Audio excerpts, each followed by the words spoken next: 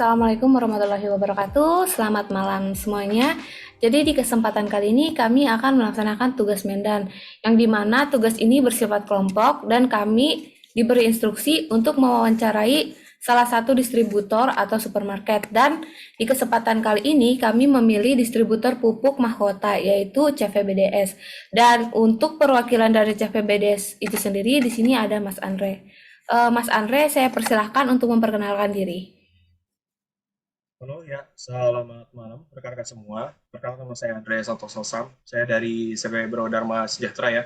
Kebetulan saya menjabat menjadi manajer untuk terkait penjualan dan juga transaksi di CV BDS ini. Salam kenal semua. Selain menjadi manajer, apakah ada pekerjaan sampingan atau aktivitas lainnya? Ya, selain menjadi manajer, saya juga kebetulan sedang bekerja di perusahaan tambang di PT Brokol ya, sebagai learning management system analis dan juga sebagai rehab desk supervisor operational system ya. Sebelum memasuki wawancara, perkenalkan saya di sini moderator Amelia Cindy dan juga ada rekan-rekan saya yaitu Elentia, Marta, Elizabeth, Ivan, dan Alicia. Apakah Mas Andre berkenan untuk kami wawancarai mengenai invoice pada CVBDS? Ya, tidak masalah, bisa dilanjut aja. Oke. Untuk rekan-rekan sekalian, silahkan untuk pertanyaannya.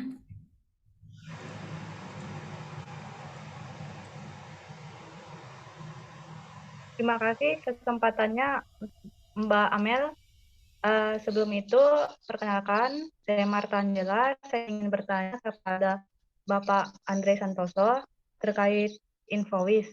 Nah, di sini saya ingin bertanya, untuk invoice kepada pelanggan itu, apakah ada sekian persen yang akan dikenakan kepada pelanggan pada saat penagihan?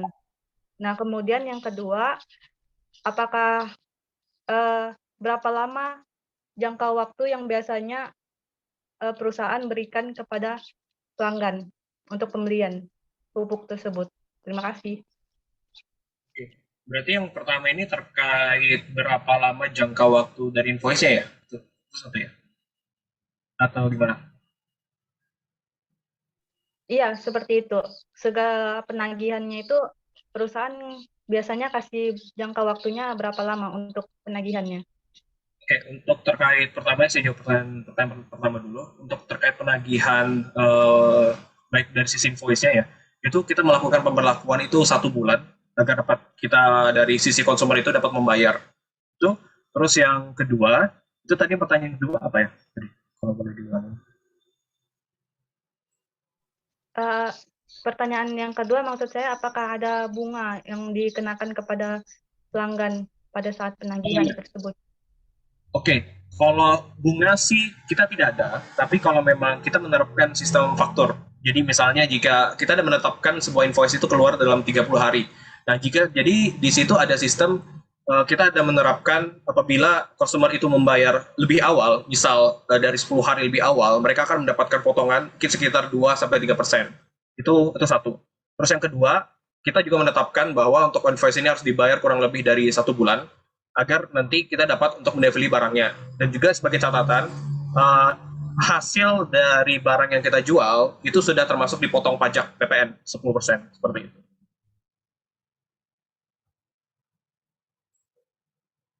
Silakan, ada lagi? Oke, baik. Saya ingin bertanya lagi, jika ada keterlambatan dalam pembayaran untuk jatuh tempo, ada biasanya dikenakan berapa jika ada?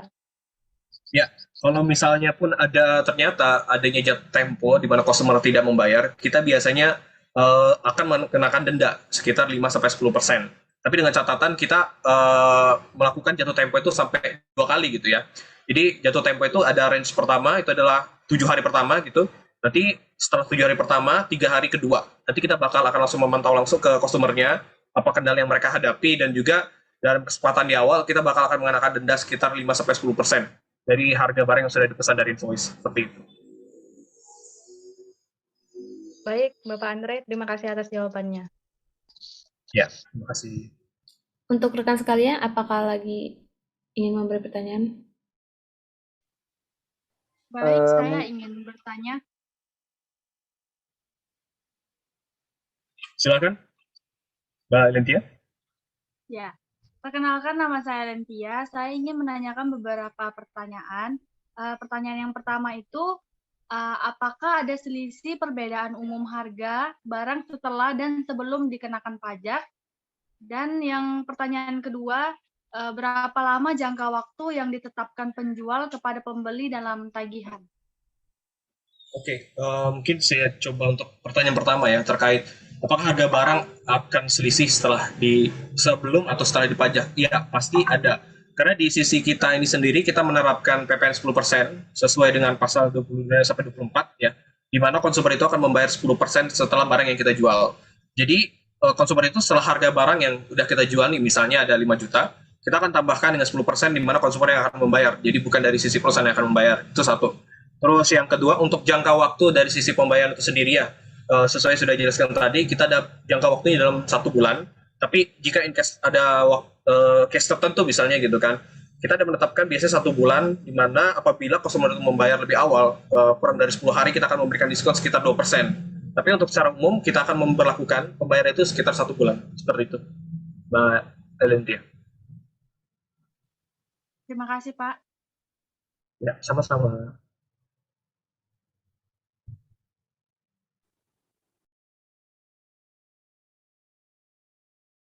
Ya, silakan teman-teman, jika ada pertanyaan lagi.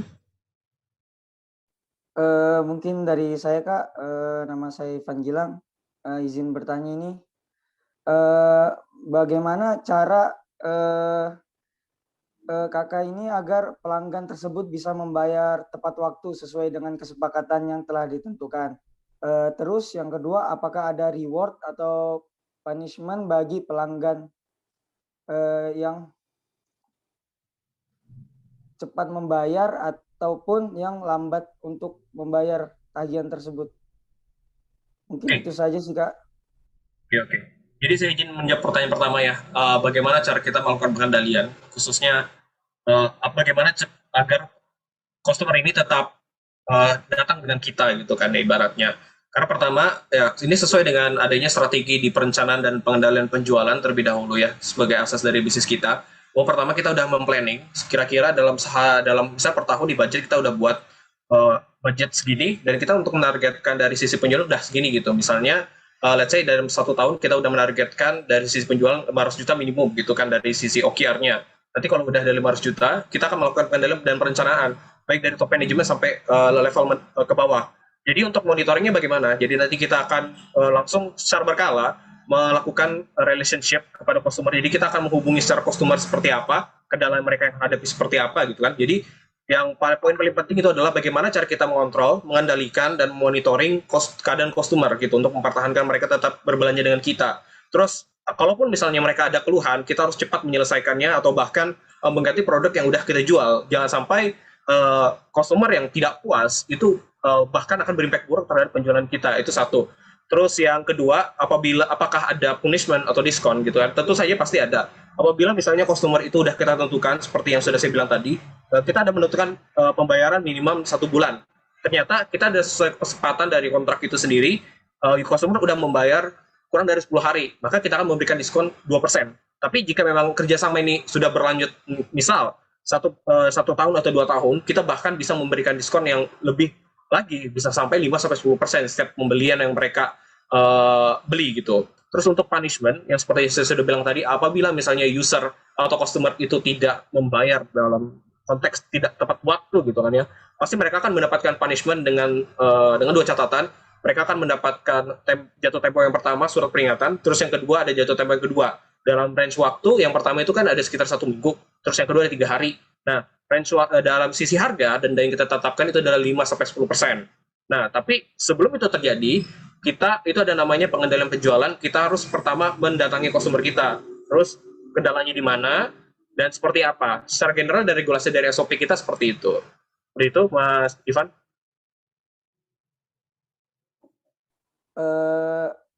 Ya ada lagi sih Kak ini mau ditanyakan. Ya, silakan. Kan terkadang itu kan pelanggan kan sering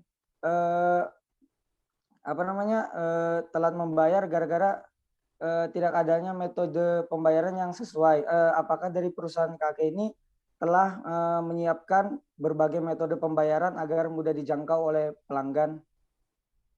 Oh, Mungkin bisa itu sudah. dijelaskan kembali metode pembayaran maksudnya apa? Apakah dari sisi pembayaran via cash atau kredit Oh, atau mungkin anu kan biasanya kan pelanggan ada yang cuma transfer, terus ada yang cash gitu. Apakah dari perusahaan kakak ini sudah menyiapkan beberapa metode pembayaran tersebut? Oh ya, untuk terkait itu kita memang selaku perusahaan kita kan pasti akan menyediakan metode pembayaran. Jadi metode pembayaran kita itu ada banyak. Pertama ada di pihak cash, jadi langsung membayar di tempat sekaligus mengambil barang itu satu. Terus yang kedua kita juga menyediakan sistem invoicing ya. Jadi sistem invoicing itu adalah hampir sama dengan sistem kredit. Jadi mereka akan membayar sesuai dengan jatuh tempo yang sudah ditentukan. Jika lebih cepat akan mendapatkan diskon, jika lebih lambat, masa terlambat itu akan mengenakan denda. Dan ketiga, itu juga kita bisa selain menggunakan dari sistem invoicing, itu juga kita bisa menggunakan pembayaran dari third party gitu. Jadi ibaratnya third party itu adalah kita menggunakan sistem kredit yang biasa umumnya digunakan oleh komersial yang sekarang. Jadi kita memang menyediakan beberapa metode pembayaran yang memang sangat memudahkan customer, terutama kan kita juga tahu bahwa untuk produk yang mereka hasilkan baik dari tanaman itu juga tidak akan bercepat tumbuh gitu. Jadi kita memang akan memberikan keleluasaan dari baik dari metode pembayaran dari sisi pembayaran, tetapi setelah kita melakukan monitoring dan konsultasi terlebih dahulu seperti itu. Stefan. Baik Kak, terima kasih atas jawabannya. Ya, sama-sama. Silakan. Izin bertanya, Kak. Silakan. Jadi, saya Lisa Friska, saya ada pertanyaan. Apakah anggaran penjualan yang dibuat telah melibatkan semua anggota manajemen dari level atas sampai level bawah? Terima kasih, Kak. Anggaran penjualannya ini. Iya. Ya, kalau dari sisi budgeting, itu memang sudah kita melalui dari kesepakatan dari top manajemen sampai ke lower manajemen. Jadi setelah kita membuat budgeting per tahun ya ini karena jangka waktunya kita per tahun kita akan ngebuat misalnya dari sisi pendapatan berapa, dari sisi penjualan kita target matrix forecastingnya berapa kita udah tentukan. Nah, terus bagaimana cara kontrolnya? Kita udah melakukan meeting dengan beberapa stakeholder baik dari top manajemen, investor ataupun bahkan dengan sampai ke bawah. Jadi setelah kita melakukan kesepakatan untuk budget di misalnya di tahun 2022 itu kan ya, kita akan melakukan eksekusi beberapa tindakan kepada langsung ke bottom gitu, beberapa karyawan kita di bawah. Nanti setelah kita melakukan tindakan, kita akan monitor secara berkala. Nanti kita akan melihat nih progresnya apakah mencapai target atau tidak. Jadi overall kita akan tetap menerapkannya gitu. Baik, terima kasih, Kak. Sama-sama.